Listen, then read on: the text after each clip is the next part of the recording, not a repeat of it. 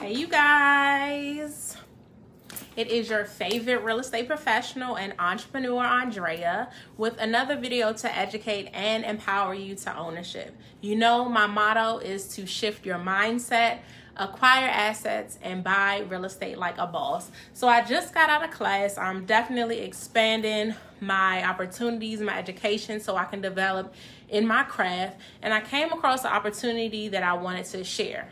As you guys know, as I learn, as I evolve, I try to share the information that I learned so you can be more educated, more empowered towards home ownership. So just to give you a little background, I have a contract. We put in an offer for a home, and what took place is that the appraisal was completed and the appraisal came back lower than what we offered. So how does that affect you as a home buyer? Again, to educate and empower you is always my goal. So what is an appraisal contingency and how does it affect your buyer? So in this specific situation, and this is something that I practice, I always put an appraisal contingency in my offer. An appraisal contingency means that I will buy your house contingent upon, and if you don't know what contingent means, it simply means depending upon. So an appraisal contingency means I will buy your house depending on what it appraised for. I will buy your home depending on what it appraises for. So say for instance, we put an offer for a house for $500,000. The bank sends out the appraiser and it comes back at $450,000. So let me go back a little bit. A bank will not lend more than the house is worth.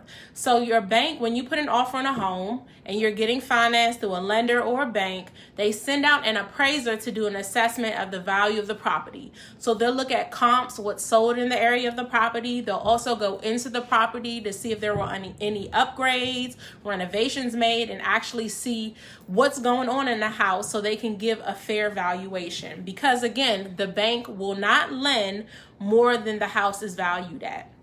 So the appraiser comes out, they do an assessment of what's going on, the property itself, and they come up with a valuation, which is now called the appraised value. So as a buyer's agent, me, what I do, and again, this is something that is a regular practice for me, whether it's a NACA contract, a regular contract, any offer contract that I write on a property for my client, I include an appraisal contingency.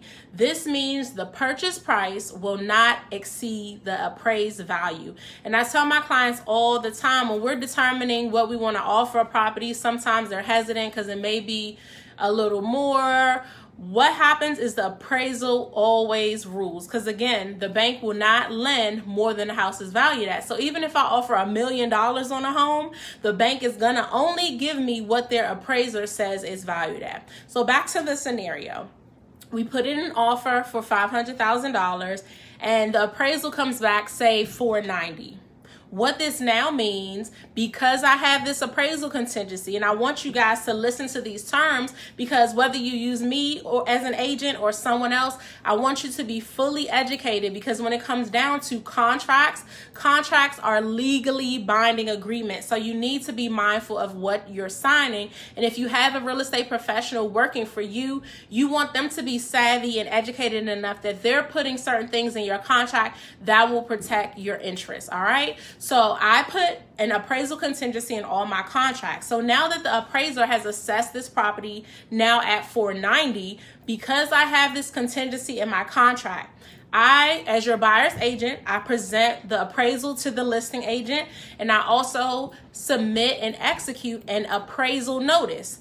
Hey, the appraisal came back. Even though we offered you $500,000, the appraiser says it's worth $490,000. You can either lower the price or you can let me out of this contract. So what is an appraisal contingency? I will buy your property depending on what it appraises for. So let's go deeper.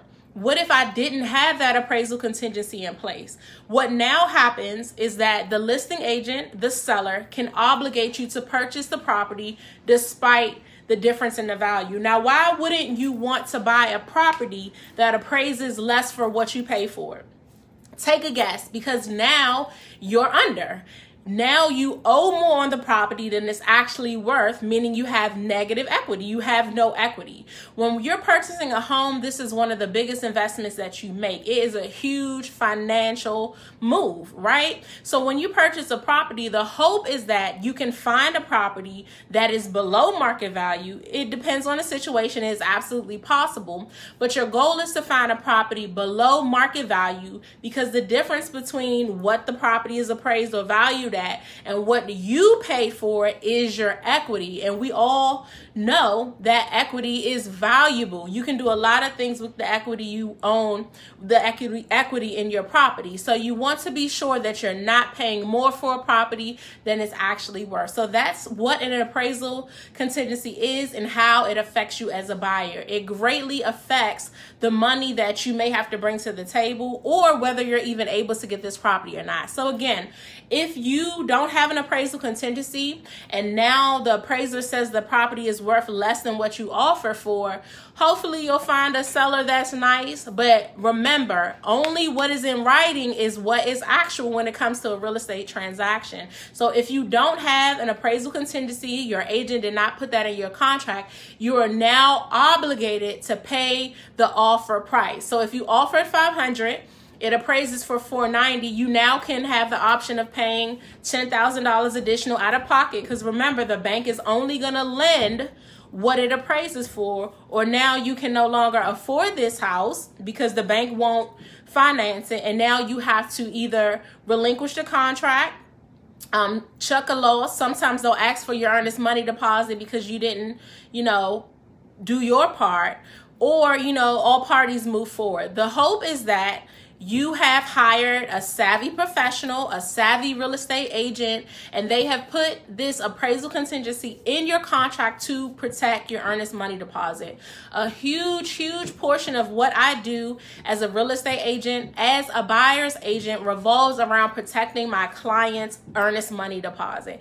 Any money they've invested, their earnest money deposit, if they've done inspections or things like that, or put some skin in the game, my job is to protect it. So having something like an appraisal contingency in your contract that says I will only buy this property depending on what it appraises for is definitely important to secure your investment as a buyer. So again, you guys, I always look at these things as a teaching moment.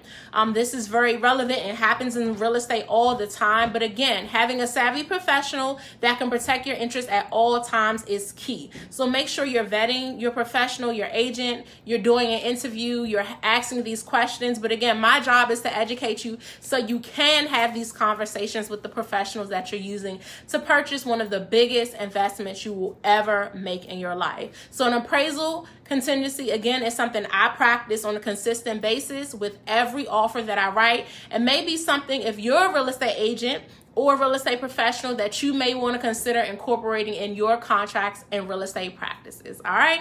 Again, I never want to take up too much of your time, but I definitely saw this as a teaching moment to share and educate and empower you. So I hope it has been absolutely valuable. Subscribe to my YouTube. I will be putting this up. I also have a ton of other amazing videos to educate, empower you towards home ownership. So again, my goal is always to shift your mindset, help you acquire assets, and buy real estate like a boss. Until next time, you guys, peace.